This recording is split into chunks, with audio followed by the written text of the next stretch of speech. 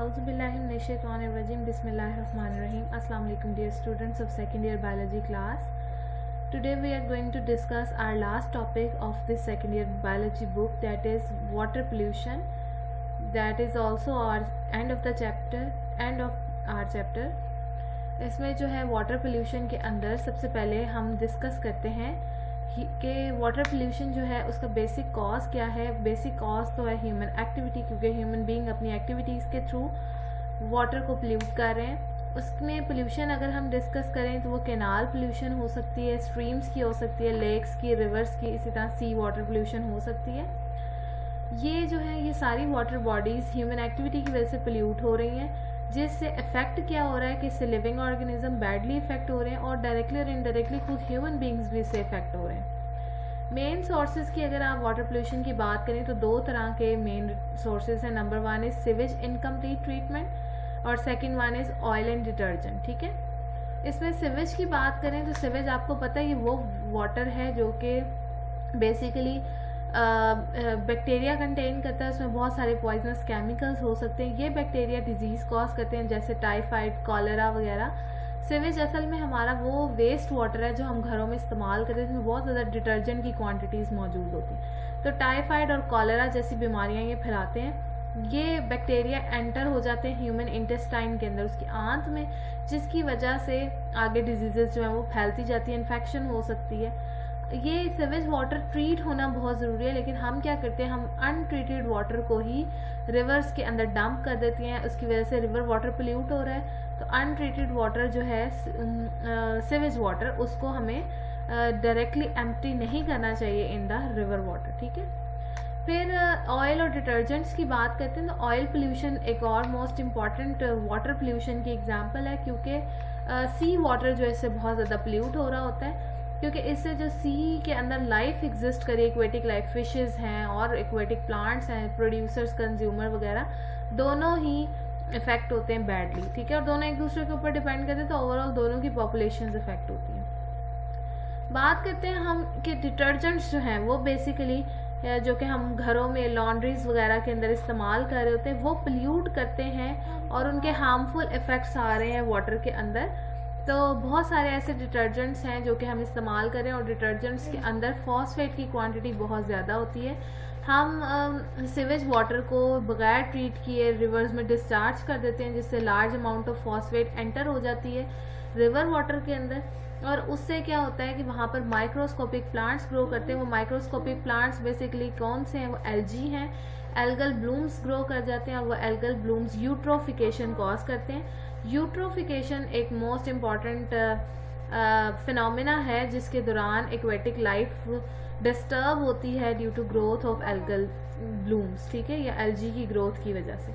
Eutrophication important long question भी है, important short question भी है. It is a natural process of excessive enrichment of water with nutrient by which a large amount of living organic matter grow in water. ठीक है, water के अंदर बहुत ज़्यादा अमाउंट में जो है वो ये लिविंग ऑर्गेनिक मैटर इकट्ठा हो जाता है, ग्रो कर जाता है एल्गल ब्लूम्स की मदद से, और वो जो है असल में न्यूट्रिएंट्स की ज़्यादा क्वांटिटी जो है वो इसके अंदर होने की वजह से.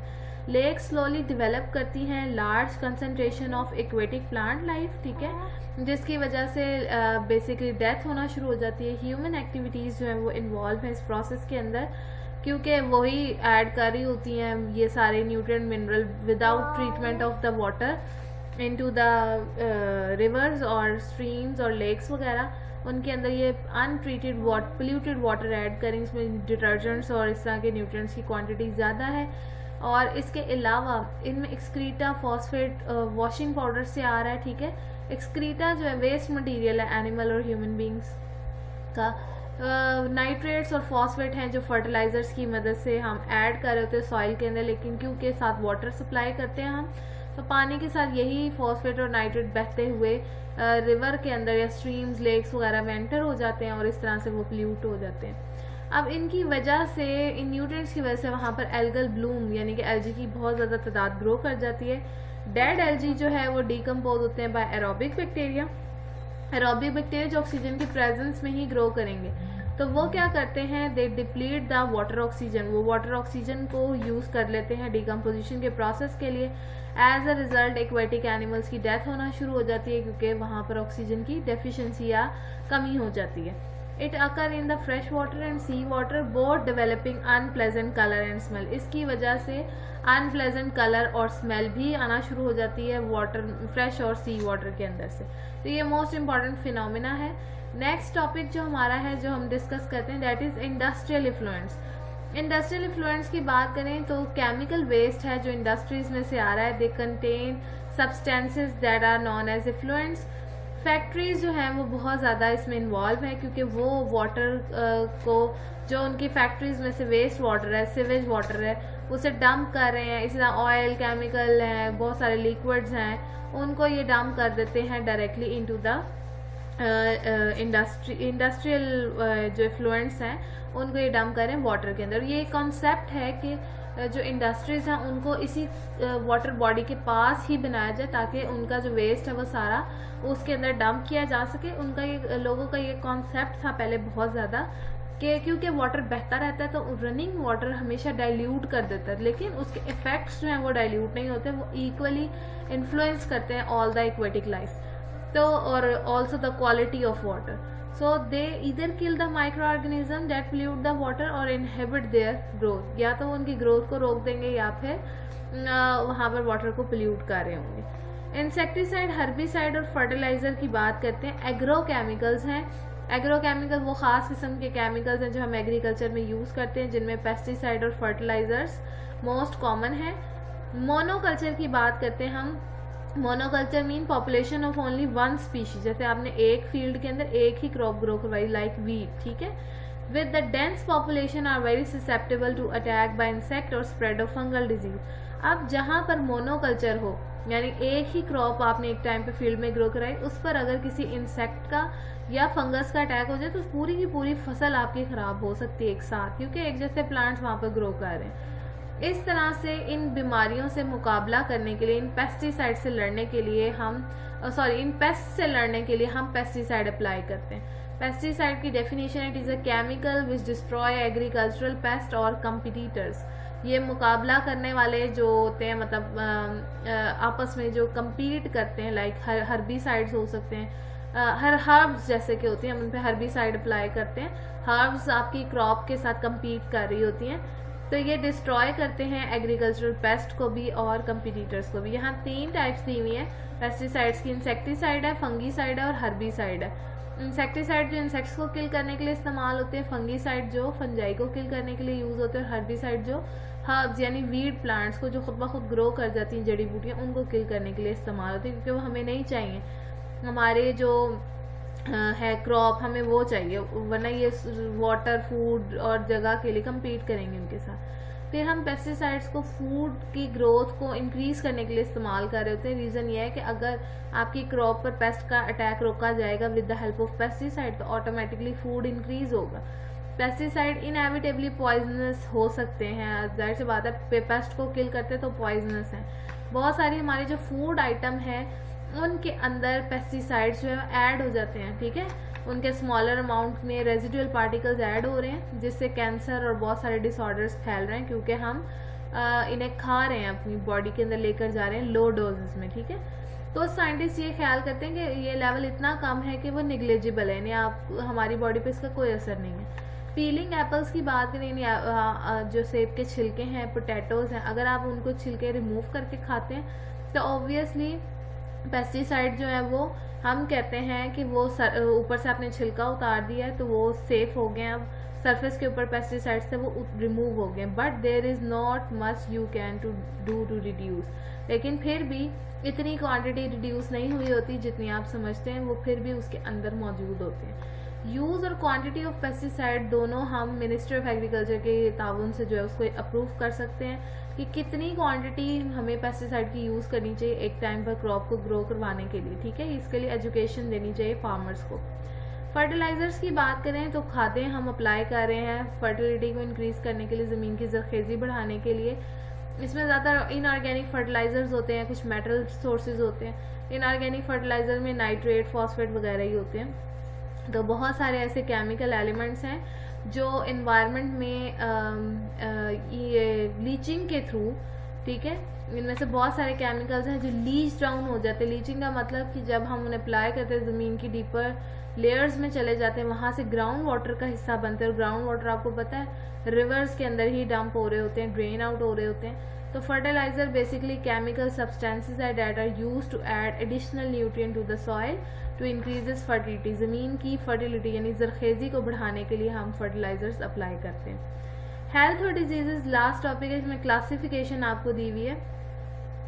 इसमें आपको हेल्थ की डेफिनेशन सबसे पहले दी हुई है। हेल्थ क्या है? Steady internal state of homeostasis, यानी आपके इंटरनल स्टेटस हर चीज़ का, टेम्परेचर, वाटर, मिनरल, सब कुछ बैलेंस है तो आपकी हेल्थ नॉर्मल है। लेकिन अगर डिजीज़ की बात करें तो it may refer to departure from normal और steady internal state of homeostasis through structural और फंक्शनल डिसऑर्डर।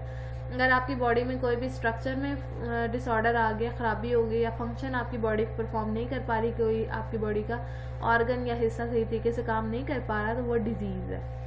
क्लासिफिकेशन की बात करें तो हमारे पास मेन टाइप्स और कॉजेज़ ऑफ डिजीज़ हैं ह्यूमन बींग्स में।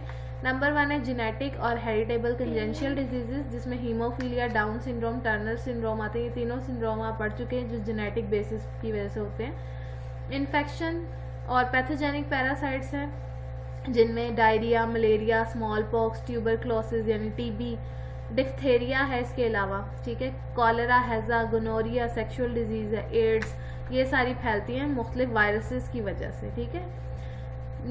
या मलेरिया आपको पता है प्लाज्मोडियम की वजह से फैलता है, प्रोटोजोन्स की वजह से। न्यूट्रिशनल डेफिशिएंसी है जिनमें स्कर्वे है, विटामिन सी की डेफिशिएंसी से होता है, बेरी विटामिन बी की डेफिशिएंसी से है, एनीमिया जो है आयरन डेफिशिएंसी से होता है, गोइटर आयोडीन डेफिशिएंसी से है, और क्वाशियोर है ये वो प्रोटीन डेफिशिएंसी की वजह से।